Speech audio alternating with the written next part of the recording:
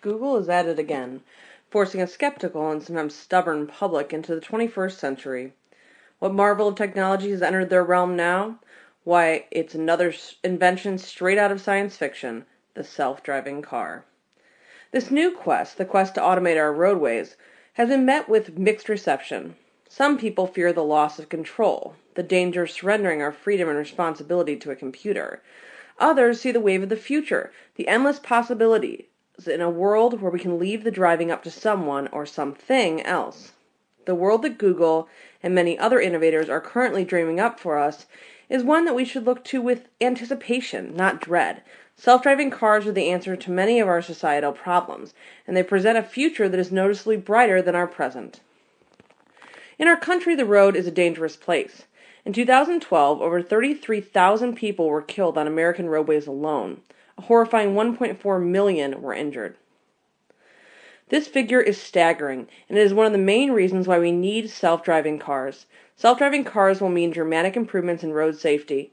Today, the vast majority of accidents are caused by driver error, meaning the driver wasn't paying attention or was driving unsafely. This risk is eliminated in self-driving cars by removing the driver entirely. A computer can't get distracted by a series of dramatic text messages. A computer can't get drunk or high or be impaired by a lack of sleep. All accidents due to distraction, substance abuse, or slow reaction time would be history. Google's self-driving cars have logged 700,000 miles on the road, and all that road time has only resulted in 2 accidents. One of these accidents was when another car, driven by a human, of course, rear-ended the automated car. The other time was when a human driver had overridden the auto drive and was in control of the car. Numbers that good are unheard of among cars driven by humans, and they hold a lot of promise for a future of safe roadways, a future where pedestrians and drivers alike can live without fear. While safety is the obvious argument when it comes to selling the importance of the self-driving car, it's also important to examine other benefits. Self-driving cars would save more than just our lives, they would save our time. The average American worker spends about 50 minutes commuting every day just to get to and from their job. That means that in a 40-year career, you will waste almost an entire year sitting behind the wheel with your eyes glued to the bumper of the car in front of you. While there's some joy in the act of driving, most people would rather spend their time some other way, and the possibilities are almost endless. In a world with self-driving cars, anything you could do while sitting down can be done during your commute. You could get a head start on your work for the day, or simply engage in a relaxing hobby. Having 50 minutes in your day to use could mean tremendous leaps in mental health and levels of education. The average American reads 300 words per minute. At that rate, an extra 50 minutes per day would enable you to read all of William Shakespeare's 43 plays in under 2 months. In a year, you would be able to read about 85 books. The benefits of doing that amount of reading would be astounding. Instead, we spend that precious time reading the names of car dealerships off the license plate covers of passing vehicles. Imagine the possibilities of a world in which we put our minds to more useful work. Some people shiver at the idea of handing over the keys to a computer.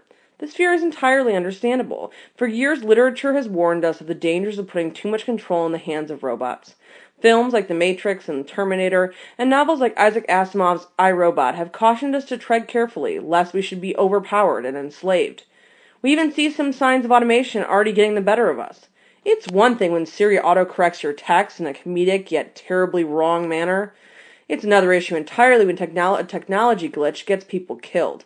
Recently, an automated drone in South Africa experienced a software glitch and fired upon a group of soldiers entirely on its own, killing 9 of them.